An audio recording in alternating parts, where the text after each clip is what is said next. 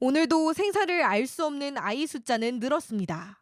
8년 전 경기 시흥 산부인과에서 태어난 걸로 알려진 한 여자아이. 엄마는 임신 도중 온라인에 아이 데려갈 사람 찾는다는 글을 올렸다고 했습니다. 그 당시 만 20세이고 직업도 없고 아이 아빠가 누구인지도 모르고 좀 환경이 좋은 사람들한테 아이를 맡겼으면 좋겠다는. 퇴원 날 아이를 데려갈 부부가 병원에 나타났다고 했습니다. 하지만 부부 신원과 아이 생사는 알 수 없습니다.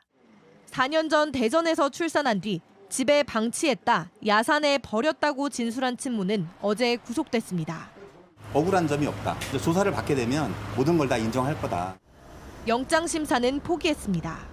하지만 진술은 시시각각 바뀝니다. 병원에서 나와서 소득이 이제 써가지고 놔뒀다는 거예요. 다리 밑에. 경남 거제에선 태어난 지 닷새 된 남자아이를 살해한 부부가 구속됐습니다.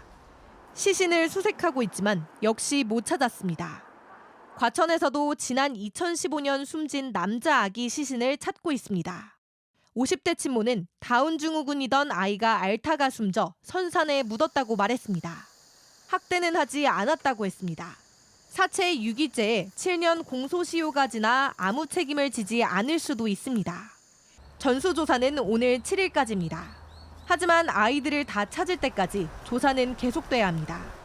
JTBC 이혜선입니다. 예, 그러면 근본적인 원인으로 들어가 보죠. 미등록 아이가 2,000명 넘게 있습니다. 왜 이렇게 많은 겁니까?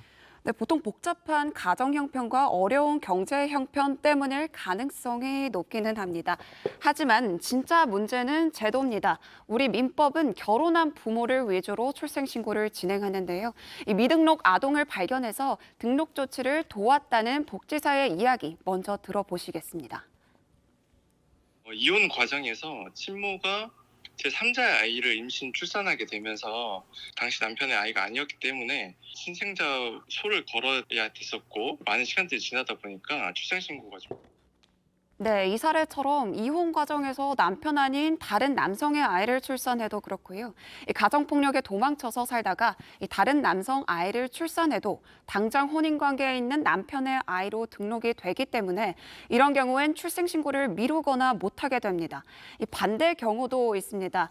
이 여성이 집을 나갔는데 아이만 남은 경우엔 남편은 가정법원 심사를 받아야 합니다. 또 여성이 다른 남성과 결혼하면 이 친아빠는 출생신고를 할 수가 없습니다. 이런 경우 아이들은 이 제도권 바깥에 놓이게 되는 겁니다.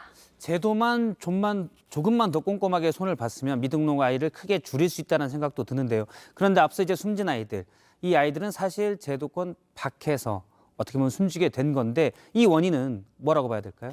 저희가 영아 살해 사건 46건을 분석을 해봤는데요. 이 특징이 있었습니다.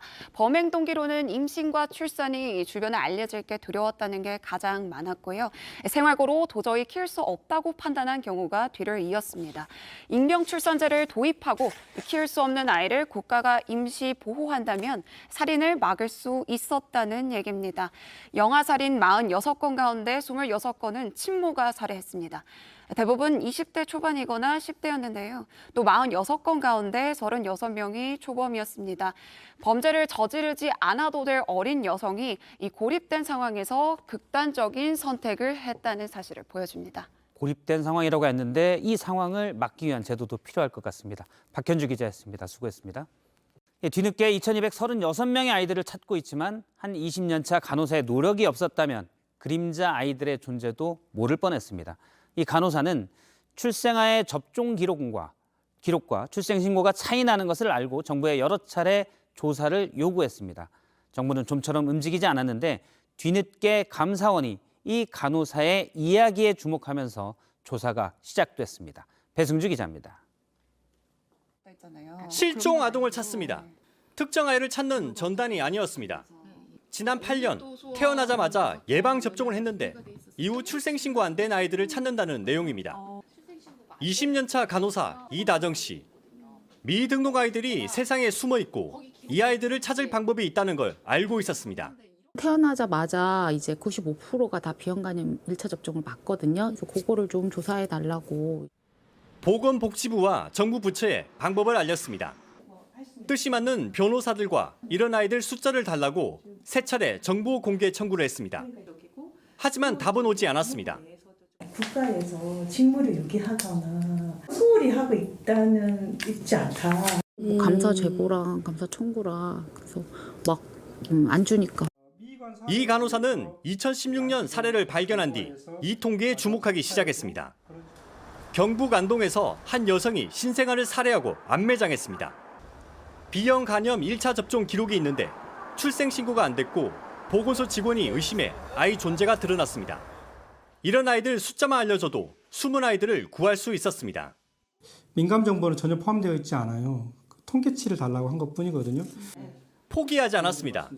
관심을 보인 감사원 직원 개인을 찾아가 설득을 시작했습니다. 그리고 실제 복지부 감사로 이어졌습니다. 아직 과제는 남아 있습니다. 주민들에 대한 아동에 대한 그런 것 역시 출생 등록이 돼야 되지 않나. 감사원이 찾은 2,236명은 외국인 부모를 뺀 숫자입니다. 부모가 없다고 해서 부모 역할을 할 어른들이 없는 건 아니거든요. 간호사의 바람은 우리 주변 모든 아이들을 똑같이 돌보자는 것 하나입니다. JTBC 배승주입니다.